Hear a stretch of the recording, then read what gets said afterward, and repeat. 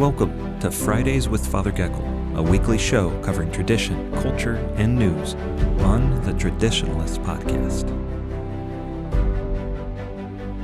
Greetings, everyone, and welcome to the show. Thanks for joining us today.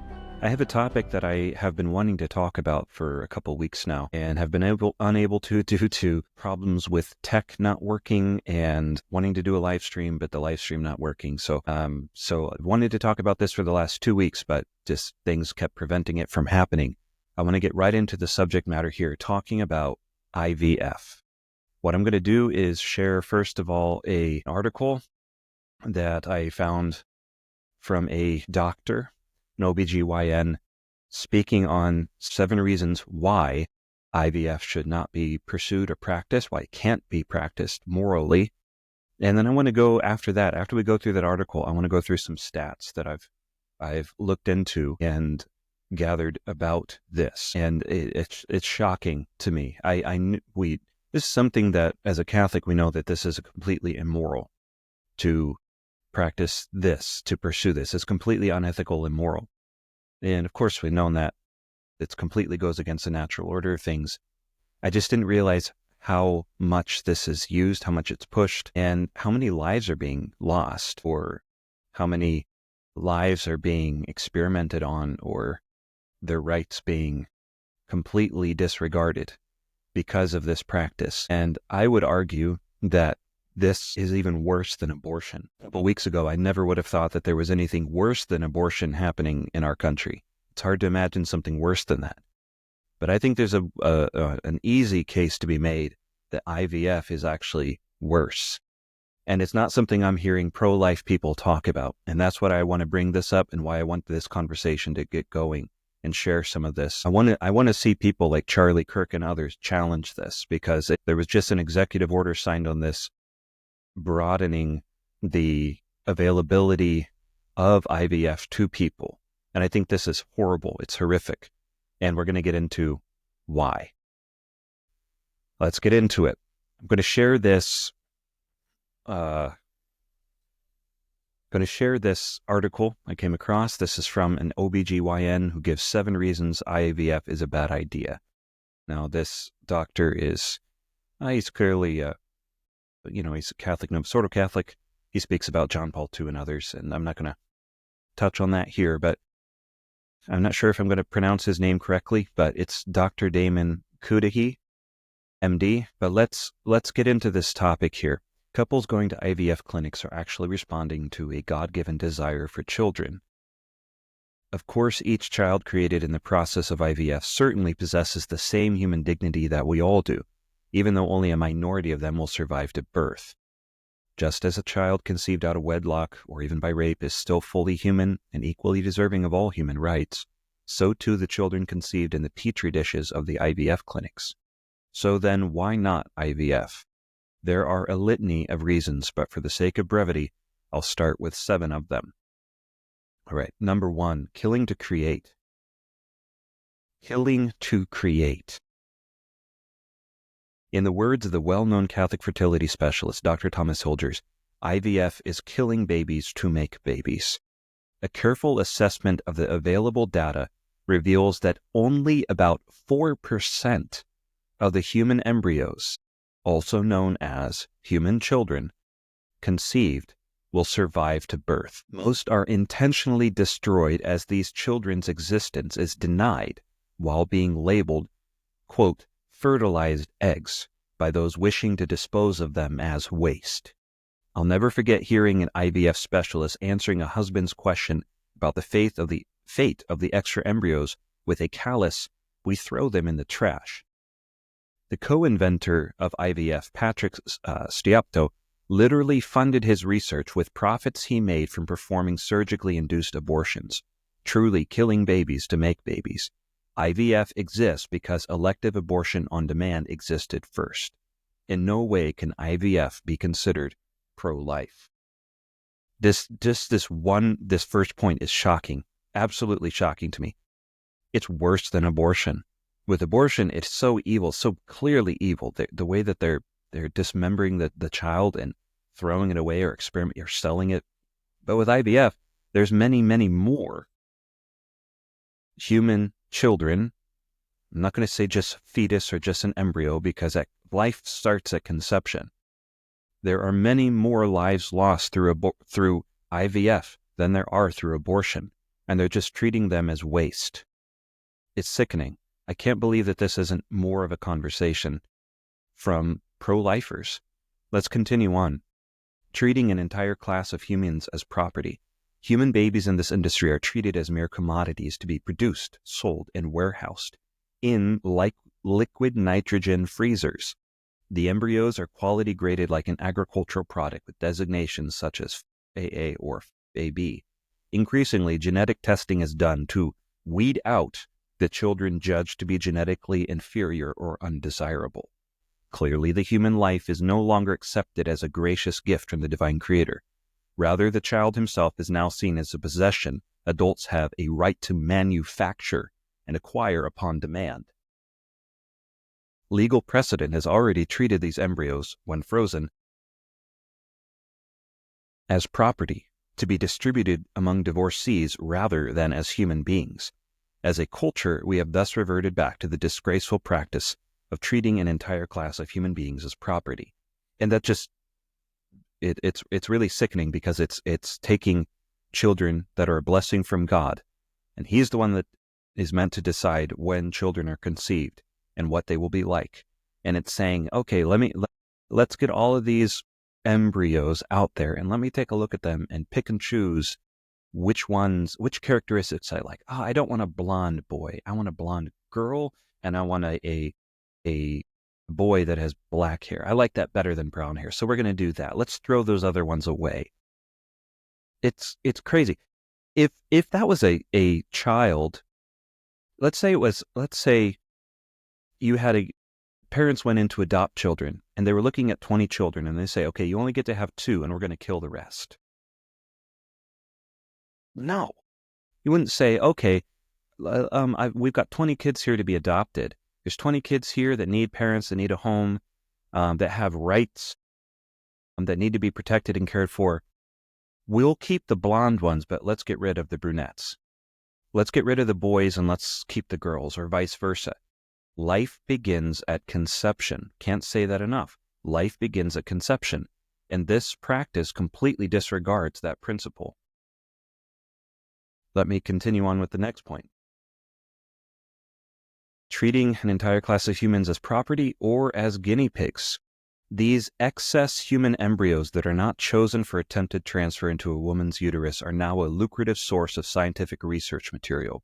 As many as 96% of the children conceived in this process are intentionally discarded as trash, sold as material for scientific experimentation, placed in freezers, or die in the attempts to establish a successful pregnancy. So soon our society has regressed in this matter too. Because of IVF, we have also revived the shameful practice of experimenting on a group of individuals judged to be subhuman. Number 4, failing to find the real reasons for infertility. Women in particular are mistreated and their human dignity degraded in the process. No woman dreams of someday becoming pregnant via procedures of an IVF clinic. Much like the case of women ending up in abortion clinics, they typically end up there out of desperation, albeit enabled in no small part by contemporary endorsement of the practices.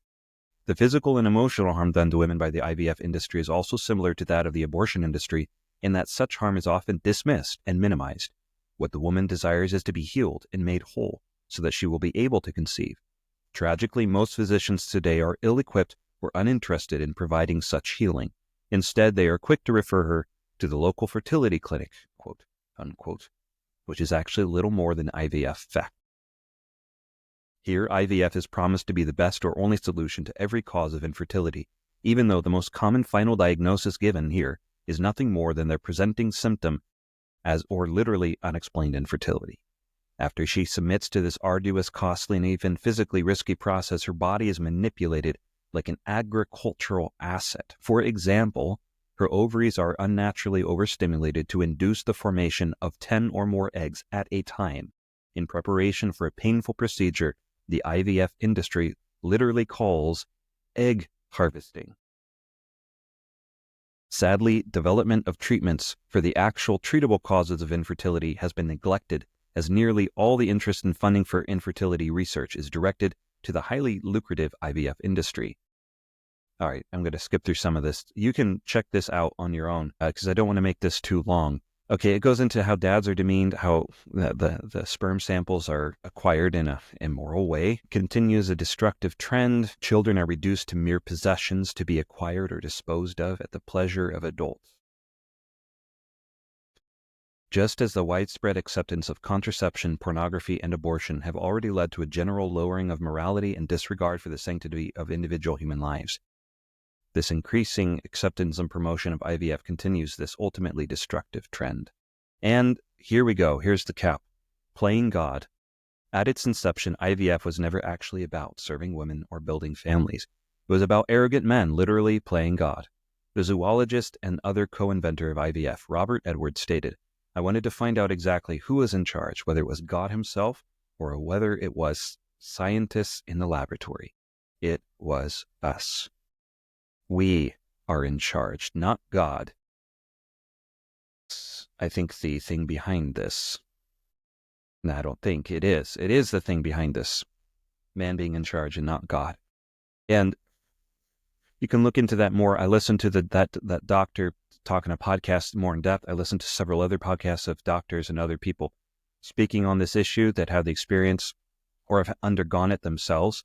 I also listened to some people that are now like in their 15s or 20s speaking about this, that they were conceived through IVF, and now they have all of these brothers and sisters that were either killed, treated as waste, experimented on, or that they don't know. I think there was one person talking about how they were dating someone, and then they found out that they were actually brother and sister from IVF. They had no idea. There's no connection. There was no family ties. There was another one that came across on Facebook that there was a mother who conceived through IVF, and when they gave birth, it was a white woman, gave birth to a black child. And it was they completely mixed up the process. They gave her the wrong egg or the wrong sperm sample, whatever. And so she gave birth not to even her child. There's just so many ways that this is wrong. Let's get into some stats here now. Now, I did some research, but then I decided, you know what, I'm gonna go with, Kevin's gonna love this. I'm gonna go with ChatGPT to kind of compile some of this data. Okay, take a look at these numbers. IVF has become a significant aspect of reproductive health in the United States. I can't stand that word used in this context, reproductive health, when they talk about IVF and talk about abortion. But anyway, prevalence and utilization. Births via IVF. This shocked me. Approximately 2% of all infants born in the U.S. are conceived through IVF. In 2022, there were 389,993 IVF cycles performed in the use, marking a 6% increase from the previous year. Live births. That same year, IVF resulted in 91,771 live births, up from 89,208. I had no idea that there were that many. Success rates. Success rates for IVF vary by age. Women under 35 have a live birth rate of approximately 55% per cycle. This rate decreases with age, with women over 42 experiencing a live birth rate of about 4%. This isn't looking at how many conceptions take place. It's talking about how many live births there are. This isn't if there's that many. That other doctor was saying that 96% of the children conceived through IVF, 96% of them are either stored in freezers, treated as waste, or experimented on. So this is the 4%, according to that data, according to that doctor and these stats. The 4% is 91,000 or 89,000 or something like that. The 96%, fact check me if I'm wrong on these numbers, but even if it's a significantly smaller percentage and significantly smaller amount of murders or experimentation or violation of human rights, children's lives, it's still astronomical. Okay, this goes into costs and some other things. Let's look at something else here. This was another one that'll get your blood boiling. The number of fertilized eggs or embryos that are not used or are discarded during IVF varies depending on several factors, including the clinic's protocols, the patient's preferences, and the number of embryos created. But here are some of the key points. Embryo attrition. Not all fertilized eggs develop into viable embryos. Many embryos naturally stop developing due to genetic abnormalities. Okay. Embryo selection. Typically, only the healthiest embryos are transferred to the uterus. The rest may be frozen for future use, donated to research, or discarded. Embryo freezing. Many couples choose to freeze embryos for later attempts at pregnancy, but unused frozen embryos may eventually be discarded if not needed. That's just so disgusting. Let's freeze these embryos because it's not convenient for us to take care of children now. Let's save it for a later day in case we want to later. Even among transferred embryos, not all successfully implant, leading to pregnancy loss, and then donated or discarded embryos. If embryos are not used, they may be donated for research, given to other couples, or ultimately discarded. So this gives us, this source of data says that there's 20 to 30% of fertilized eggs result in a live birth. So that means 70 to 80% of them do not. It says 50 to 60% of embryos created during IVF are never implanted due to natural attrition, selection process, or patient decision. So there's some conflicting percentages and data, etc. I'm not the best at analyzing data. I'm not pretending to be good at it.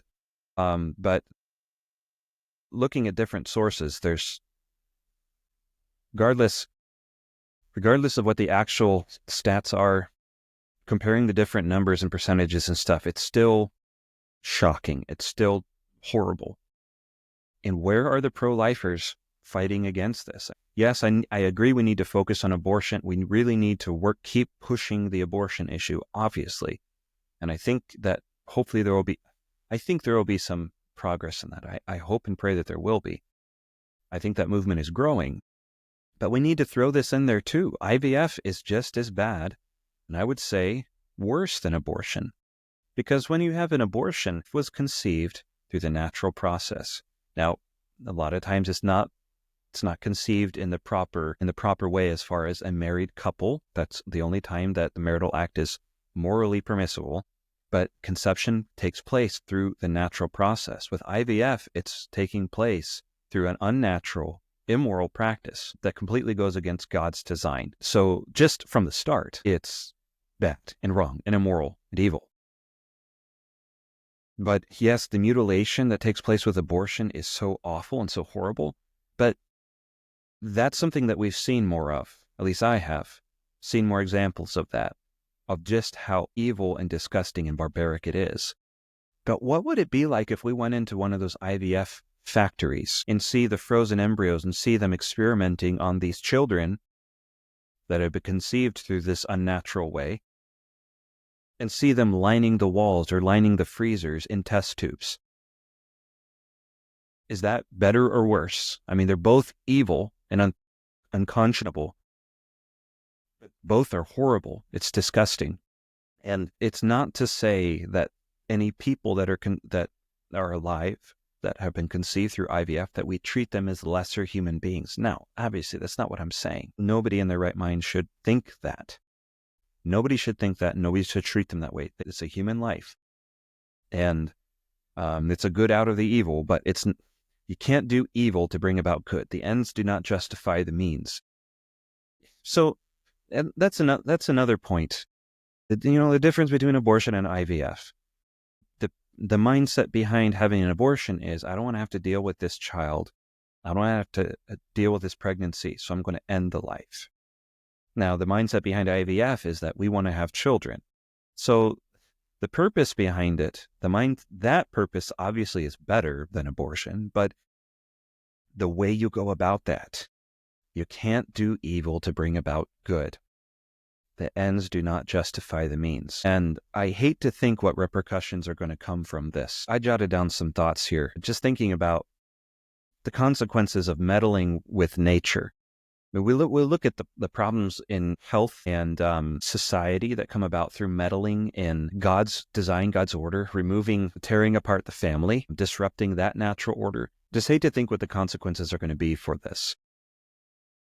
Meddling with nature, meddling with God's design. I mean, God has given man the right and the duty, the work of subjecting creation, to rule over creation. What God has put man over the natural physical world, but we can't disrupt the natural order of things. Like, big difference between like the monks that learned about grafting and putting one tree with another tree, and letting them naturally grow, and it naturally develops a different strain or a different type of fruit or something like that. You see like dogs, where they breed dogs to get certain characteristics or certain traits. That's using things in a natural way. It's very different to be going in and tweaking things so that they don't have their natural properties anymore, or some unnatural process. And just because we can do something doesn't mean we should. When it comes to scientific development or study or research, there are unethical, immoral practices. You think, what's going to be the consequences of these things? Like, gain of function research with viruses. Like, that didn't bring about anything horrible, did it? It didn't bring about these diseases, genetically modified foods that strip away all of the nutritional value and lead to all of these health issues. Yeah, that's a good idea. Look at the consequences of that. Pharmaceutical drugs that are overused or misused and solve certain symptoms, but cause disease or cause cancer or something much worse than they're purported to cure. So let's say over industrializing, over commercializing, whichever is the proper term, farming, so that we produce way more than the land can handle. So we're depleting, we're turning arable land into deserts because we want more now. Mass production, it's taking the natural order of things and disrupting it, and there's going to be consequences. And if that's true of something like farming or of food or of medicine, how much worse are the consequences going to be for messing with conception, for messing with human life, with children's lives? How much worse are the consequences going to be? Like, I shudder to think what potential there could be for genetic problems or diseases, other physical evils as a consequence of this. I don't know, but when you mess with God's order, there aren't good consequences. There never are.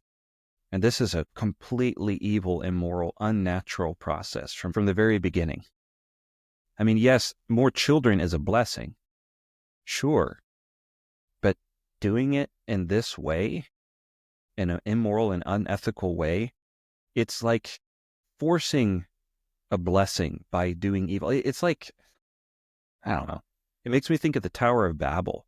Like, they wanted to get to heaven. They wanted to be in heaven. They wanted to be back in paradise. And rather than work for it, rather than do it according to God's plan, they're like, hey, we're going to build a tower so that we don't have to listen to God anymore. We don't have to obey his laws. So let's build a tower. What happened? God came down and confused their tongue. And now we've got French and Korean and Japanese and English and Spanish and all these other languages that have come about because man was like, let's do things our way. And now we have these barriers that are set up between the unity and harmony of mankind. There's this separation because they wanted to disregard God and his way of doing things. So this is obviously not the best video or discussion on this issue. I don't pretend to be a great researcher or great podcaster here, but I want to get the conversation going more because from the beginning, I knew this was completely evil and immoral. I didn't realize how bad it was, though, and what those stats are. Shocking stats. This is an evil that really needs to be fought. I want to see pro-lifers go against this. I don't want to see the misplaced compassion. Like, certainly we have a compassion for parents that aren't able to conceive. Absolutely, of course. But you can't defy God's laws. You can't defy the natural order of things out of this compassion. Because, where's the compassion for those children? It's like the same thing with abortion. These poor women that have conceived out of wedlock or outside of the time that they wanted. These poor people, let's kill a child now. It's not compassion. It's completely out of order. It's completely inordinate and wrong. And the same thing with this, like, compassion is a good thing, but you can't just look at one small part of this. You can't just look at the poor parents and forget the poor children that are being killed or thrown in the wastebasket or experimented on or frozen. I mean, where's the compassion for the children? Where's the consideration for life? It's unthinkable. And I want to kind of wrap it up with something from a book. I do actually use the books that are on these bookshelves here. I promise, not all the time, but I use them. I have a lot of good research books here. But, on this point of compassion and thinking about mothers, this is from a book on preparation for marriage and the Catholic Marriage Manual. I've quoted from it before. It's by Reverend George Kelly. But there's this point here talking about childlessness, the childless couple. And it first talks about adoption. And I can't believe I didn't mention that earlier, but it's like, if you want to have children and you can't conceive, well, there's a lot of children that don't have a home that need to be adopted.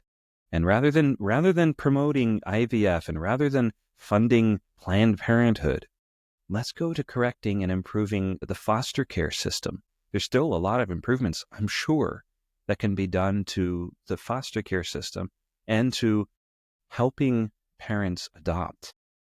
Like, that's compassionate and that's good. Instead of going with IVF and something like that, consider adoption. Consider those children that are alive, that need a mom and a dad, that need to be cared for, that need to be provided for. We should really talk about that more. But here's something I wanted to read from this book, A Thought for the Childless. Reaching doggedly for something you can never have will bring frustration and unhappiness. There will be many married couples who, in God's providence, will never be parents even by adoption. No one can explain this mystery satisfactorily, so the best thing for such couples to do is to resign themselves to childlessness. They will find this easier if they seek a child from an agency, not for any advantage they expect to receive, because of the advantages they can give the child. The world has not ended for the childless couple. They may well discover that God has a fulfillment of another kind in store for them. For one thing, they have full opportunity to cement their love for each other and to create a bond that in itself is very satisfying. For another thing, they can channel their parental instincts in other directions. Their freedom enables them to do more for others in the church and in the community than ordinary parents could ever do. There is a vast field of social and charitable work awaiting this kind of parent. Their childless lives do not have to be empty and barren of affection. Their childless lives do not have to be empty and barren of affection. The grass in their garden will be as green as anyone else's if they realize that God apparently has given them a destiny different from other married couples, a destiny capable of satisfying even their parental needs if they merely accept His will. It's a really good conversation ender, I guess. Just to think about providence and about how we are not here to fit our plan into God's design. We're here to fit God's design and His plan into our lives and pursue that. And that will bring us the fullest measure of happiness and will prevent a lot of evils, a lot of consequences that we don't foresee. Whenever we pursue something that goes against the natural order or goes against God's laws or His designs, it might give us something in the short term, but the long term is going to be much, much worse. And I hate to think what long-term evils will come about if there isn't some resolution to this evil, this immoral and unethical practice. A last thought that's probably going to annoy some people, but maybe I should have just ended it there. Last thought, this is one of those things that Trump has done that I completely disagree with. And some people have said that, oh, it's 4D chess, or he doesn't really understand it. And I don't buy that. I think that he doesn't value the whole life at conception principle. I think he's better than the other side. I mean, if we had Kamala or if we had any of these other left-wing crazies, there would be IVF and more abortion and more transing the kids and more experimentation. It would be much, much, much worse. Like, that's one of the things that they were accusing Trump of doing, was he was going to end IVF. That's what the left was accusing Trump of. So it's not like the left is against this and Trump is for it. Like, I don't know why, but I can't get behind the thought that Trump is a genius, but he just doesn't know any better on this issue. Like, it's a pretty simple issue. There's conception. It's a life. You're killing it. You're experimenting on it. You're throwing it in the trash can. You're freezing it in a test tube. Like that. I mean, I can't get behind the thought that Trump is a genius, but he just doesn't know about this. I mean, if I can figure out very quickly off a couple searches and use ChatGPT to pull up stats on it and numbers, anybody can. But yeah, I think it would have been a lot worse. These kind of things would be a lot worse, pushed even more if the left had gotten in. But it doesn't make it okay that the right's doing it. This is one of those things. Pro-life movement, anti-abortion movement, we need to be anti-IVF too. We are pro-life, and life begins at conception. So we cannot promote or practice or fund IVF. That's it for now. Thanks for tuning in. I hope you got something out of this conversation. Leave a like, leave a comment or two, and I will hopefully be back. I'm kind of wanting to do a little fun episode later. I don't want to throw in some of the funner, lighter conversation in this video. So stay tuned to the Traditionalists. We got a lot more content coming. Thanks for tuning in. God bless. Godspeed.